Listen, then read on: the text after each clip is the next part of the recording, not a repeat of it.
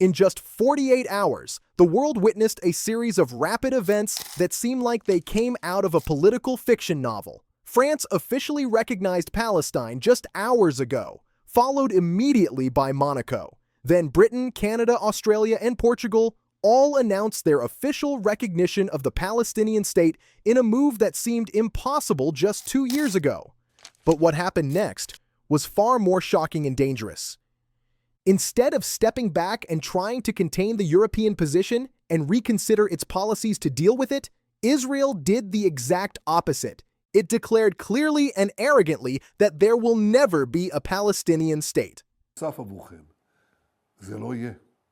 לא תקום מדינה פלסטינית ממערב לירדן. And not only that, but it's now planning to respond to this historic European position by declaring its complete sovereignty over the West Bank and annexing it permanently to Israel. This decision didn't come out of nowhere. It's part of a larger strategy aimed at destroying any possibility of establishing a real Palestinian state. And what's more dangerous is that this decision carries full American support. The matter doesn't stop at the borders of the West Bank.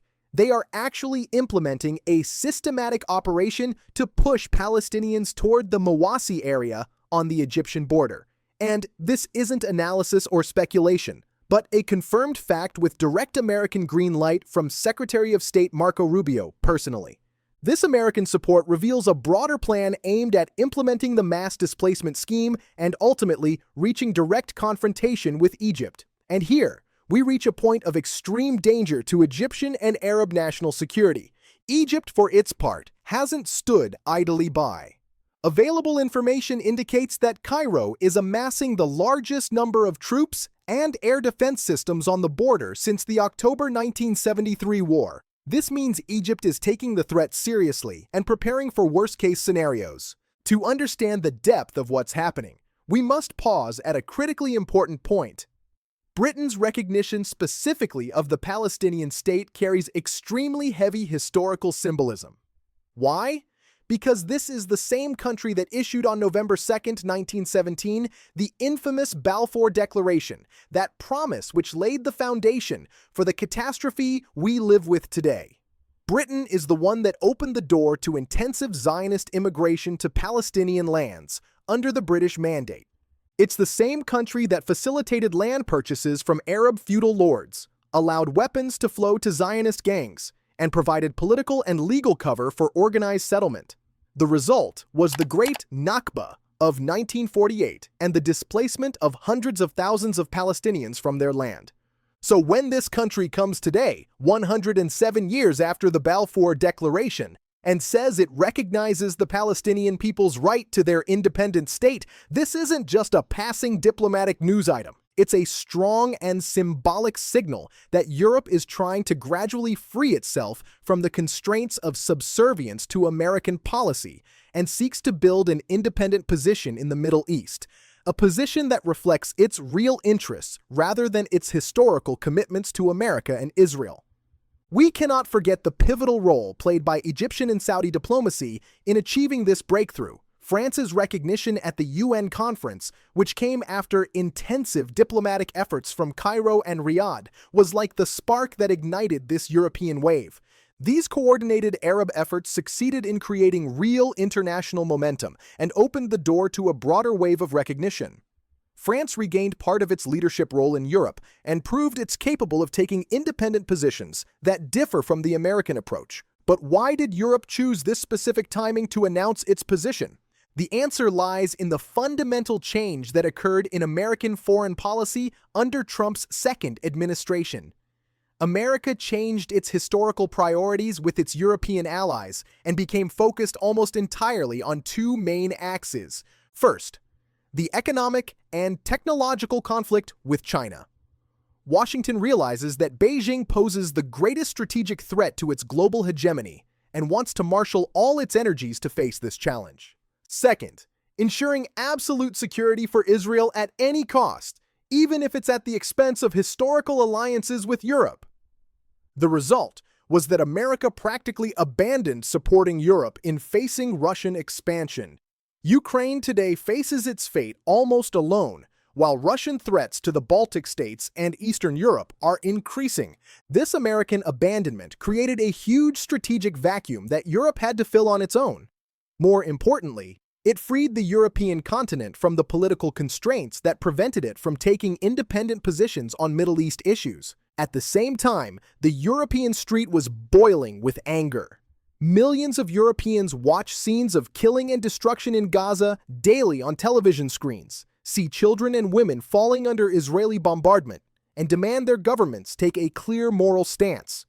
This popular pressure, combined with American abandonment, created perfect conditions for the decision to recognize Palestine. It was a decision that served Europe's strategic interests while responding to its people's demands at the same time. Here we reach the most dangerous point in the entire story. What happened? Despite being a historic diplomatic achievement that opens new horizons for the Palestinian cause under international law, led in reality to a devastating reverse result. Israel, instead of reading the European message and realizing that the world is starting to change and that it must review its policies, decided to proceed with escalation. Israeli leadership saw the European position as an existential threat requiring a decisive response. Israeli logic was simple and brutal. If Europe recognizes a Palestinian state, then we must make the establishment of this state practically impossible through complete control over all Palestinian territories. This is no longer just threats or political speeches. The Israeli government took immediate practical steps. The E1 project, that massive settlement plan aimed at annexing 88% of West Bank lands to direct Israeli control, received final approval. This project isn't just ordinary settlement expansion. It aims to permanently fragment the West Bank and make establishing a geographically contiguous Palestinian state impossible. It also aims to destroy the Palestinian Authority as an institution representing the Palestinian people before the international community. Reports appearing in Israeli newspapers confirmed that U.S. Secretary of State Marco Rubio gave complete green light to these steps, with direct authorization from President Trump.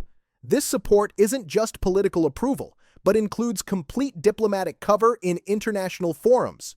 The question that arises: why does America sacrifice its relations with Europe and most countries of the world for Israel?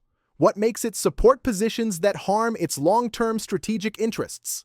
There are analyses suggesting that Jeffrey Epstein's files and the blackmail network he ran may be related to this blind American support for Israel. This theory, while still in the realm of analysis and speculation, explains irrational American behavior. How else can we explain that America risks its relations with Europe, the Arab world, and even China, all for the sake of supporting Israeli policies that harm its international image?